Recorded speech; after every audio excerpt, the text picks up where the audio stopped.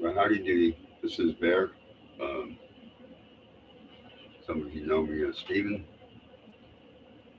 But I'm trying to do something here before Shabbat comes. I'm just trying to say a few words to people who are doubtful about Torah and following commands and what it means to do all that. For years, I suffered through sitting in churches and dealing with people reading doctrines into scriptures that didn't fit. They just did. I had trouble when people would say this is what it says and then go find other scriptures that kind of contradicted the doctrine they were proposing, or even just a statement. I mean, they would say this is what the scripture means, that is what that scripture means. And the thing I've noticed about most of the people who come into Torah are people who have, over the years, studied scripture.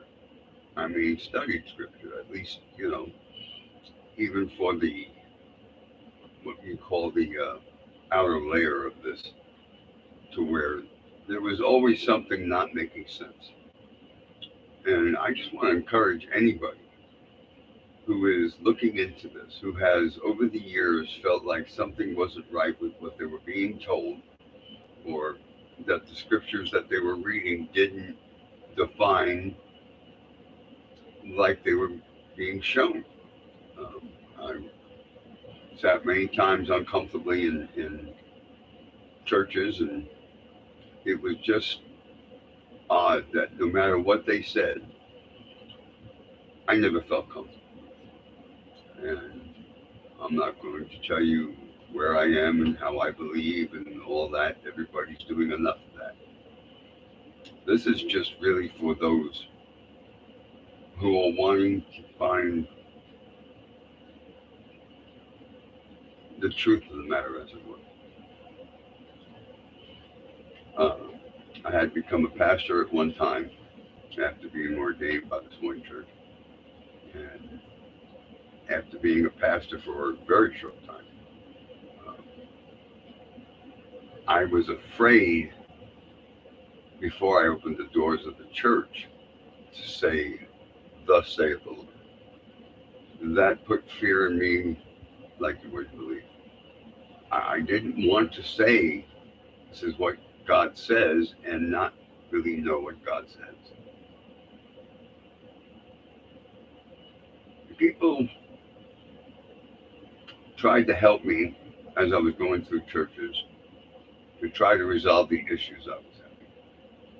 But no amount of encouragement or persuasion could sway me from looking at things the way that the words themselves presented it. And that was the one thing that changed almost everything. I started looking at the words for what they said.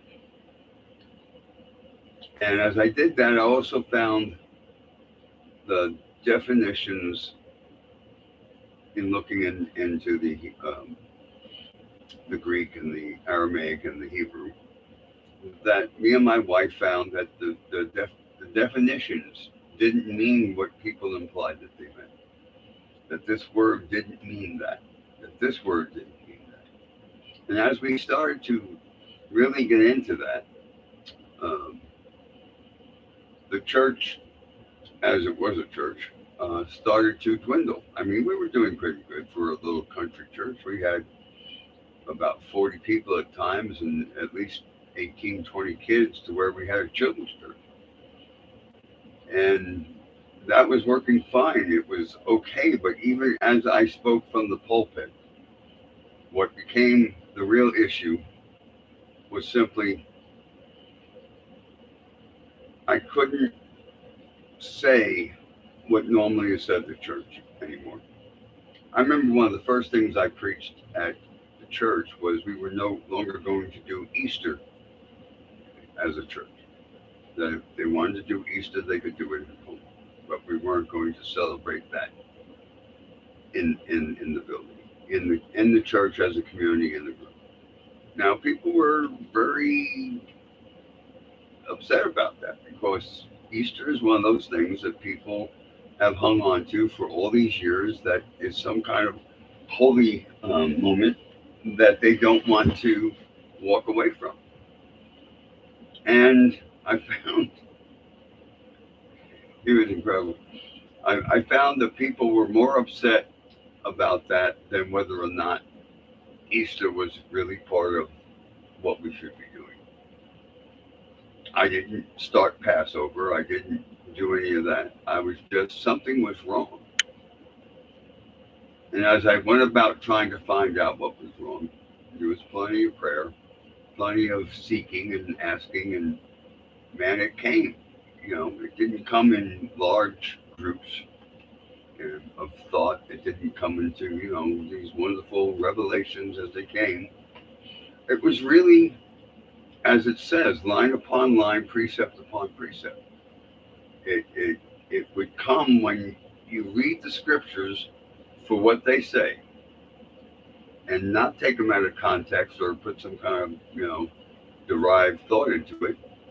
And as you learn one understanding upon another understanding, it was great. It came easy. And once you do, I've heard people call it pop your bubble or whatever it is. Once you do come to the realization that the scriptures are saying what they've always said from the front to the back, they've never changed. It's always been by your heart, by your circumcised heart before you physically got circumcised. The only reason people got physically circumcised was because in their heart they believed. Because there were lots of people who came in afterwards. You know, they weren't part of Jerusalem. They were Gentiles or the nations. Don't mind me chewing gum. I have to. I have like a half a saliva left. I don't want to go into the reason why right now. But I just want to encourage those who are looking that these things come with getting scriptures that coincide with other scriptures. They fit. They fit very well. And it starts making sense. Then all of a sudden, those things that I had learned in what people call the New Testament started really making sense. Because before they didn't. You had to blind yourself to some of the things that the disciples and the Messiah was saying, especially the disciples that came after, that were around after the Messiah's ascension. All of a sudden, they read into these things that things have changed. We're no longer like we were. It's like no, we no longer were as we were, as in putting away the old man and what that meant, and finding out what that meant. Because in modern uh, theology and whatnot, there is just trying to do good, and I always tried to do good, and failed miserably at it because I kept doing what I wanted to do, which makes me sad when I think about it. But I don't allow myself to worry about where I was. I worry about where I'm going. So as I grew in this, and things started connecting like incredibly, I'm telling you, it started making more sense knowing that nothing changed, that people coming into the truth were laying down themselves and how they were and how they perceived things and started accepting what God said. Now, people always use the word Lord, come in, strong terms, and it's not. It's really just simply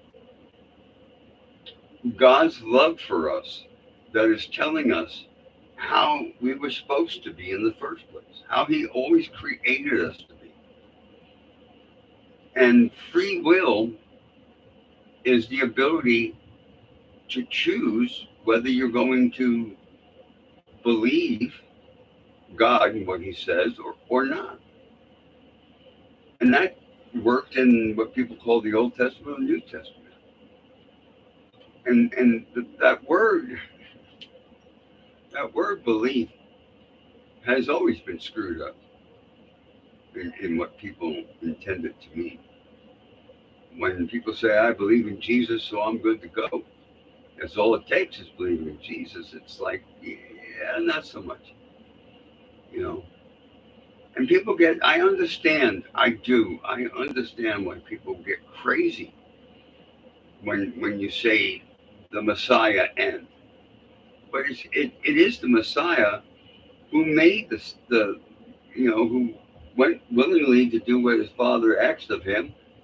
He was faithful unto death.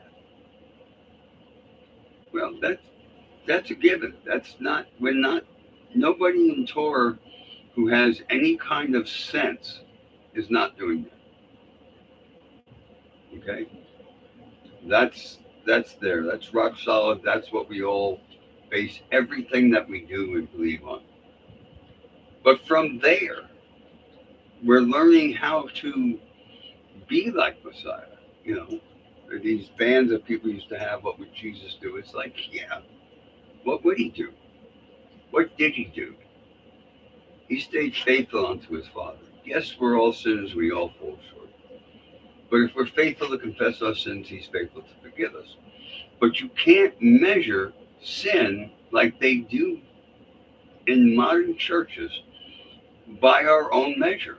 And you can't only take a few of the words or the commandments and say, well, I'm going to use these, but I don't have to use these.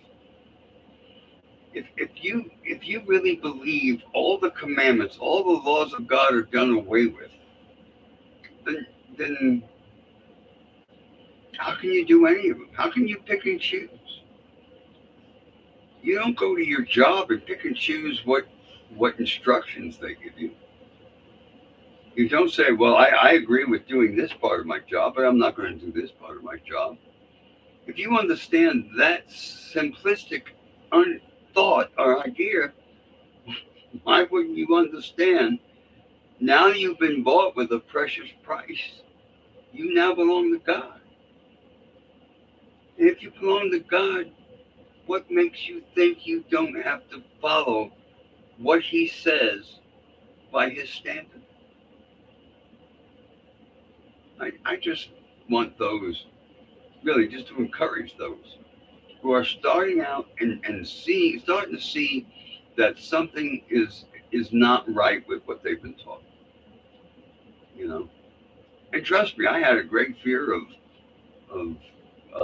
how do I put it? Um, Throwing out the baby with the bathwater when I was starting to understand. I was fearful that some of the things that I had been taught were okay, and I might mistakenly throw something out. But that's not it.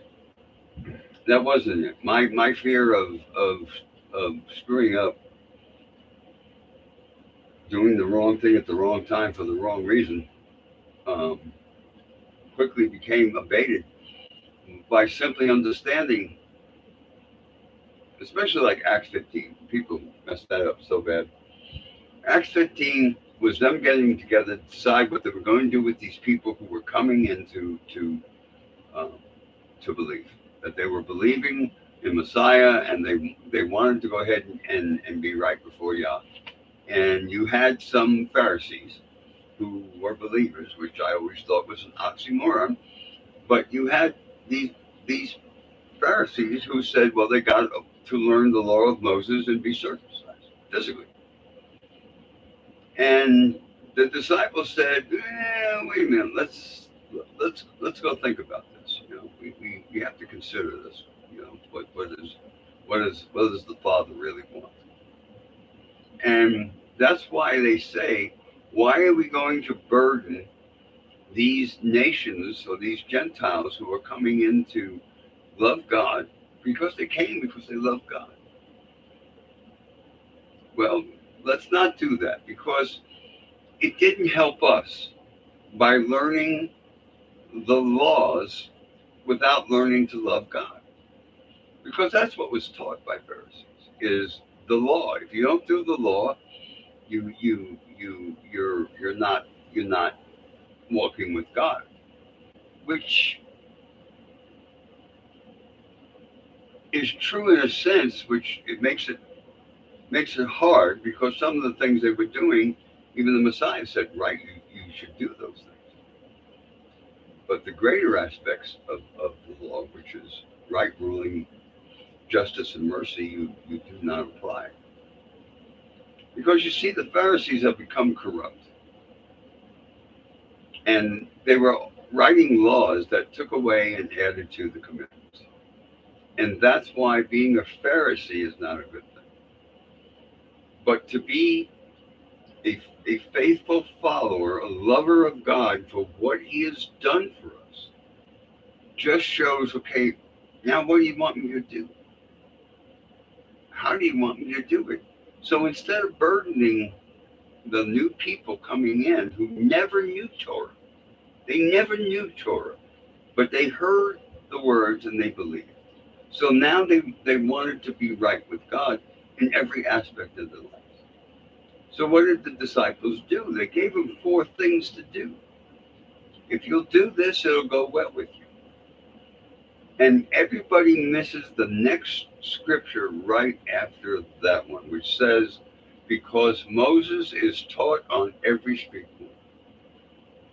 So and I believe with all my heart, because this is what's worked for everybody I've known, is that we come into this and we learn these things a little at a time.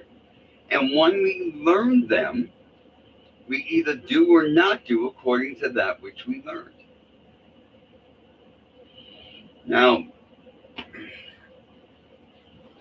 you just have to understand this is the way it is. And it's a good way because everything about God's commands, laws, instructions, if you don't want the harsh terms or you look at the terms as harsh, it's really the father loving his kids. Remember when you were a kid and you twisted off and did something wrong? If you did something really wrong, you got whooped. If you did something kind of wrong, you got to go stern talking to. And I look at that as him being our father to turn around and okay, you did, and he even says it to him who does wrong and knows that he and doesn't know he did wrong, a few lashes because of his ignorance of his wrong. But he who knows to do right and doesn't do it, many lashes. Why? It's the same way our parents brought us up. You knew better. How many times did you ever hear from your parents before you got a whooping? You knew better. And it angered them so. Why? Because you knew better. We have to quit looking. I mean, there's the aspect for me. There's the aspect of God that He is the Creator. And beyond, there's nothing you can even grasp. I can't. Of what He's done and what He's brought together and how He's created all this. And now you got to look at Him like the Father. I think He even said it to His priest at one time. If I am your God, where's my honor? If I am your Father, where's my respect? And that's really what it comes down to. Are you going to love your Father?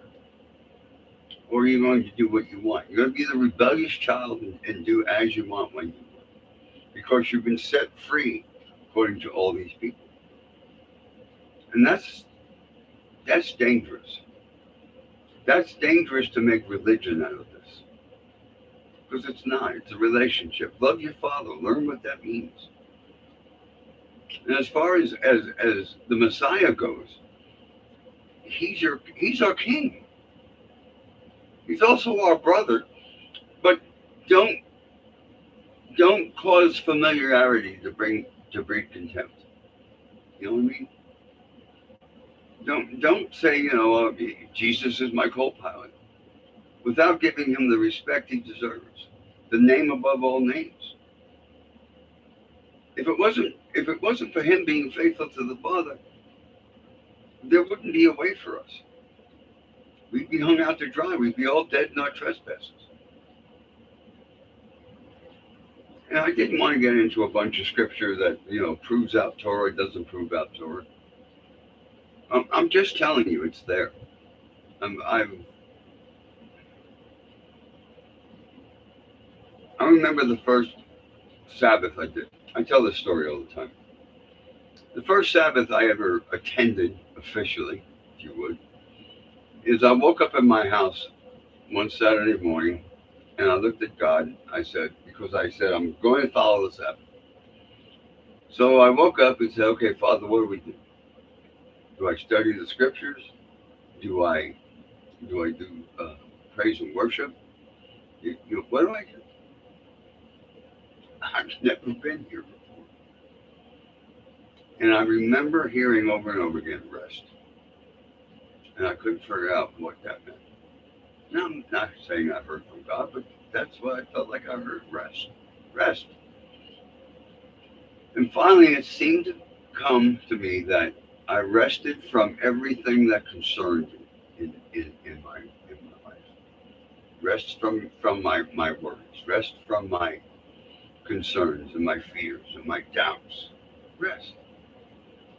Trust in him. Because everybody talks about Sabbath being made for man, not man for the Sabbath, and misconstrue that every time.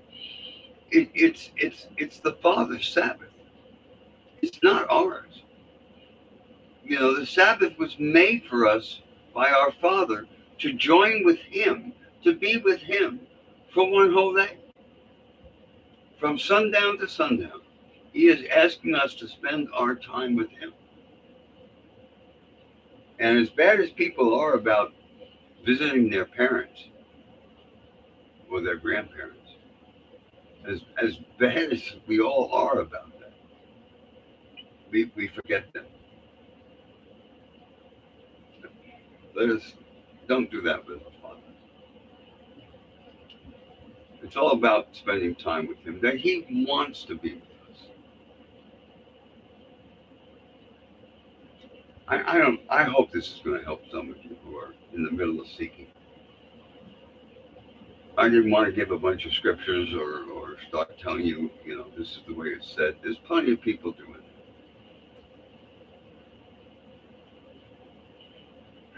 Hopefully I'm going to make more of these. I really hope I can. I pray that people start showing up. Hopefully I'll have these at a certain time every week.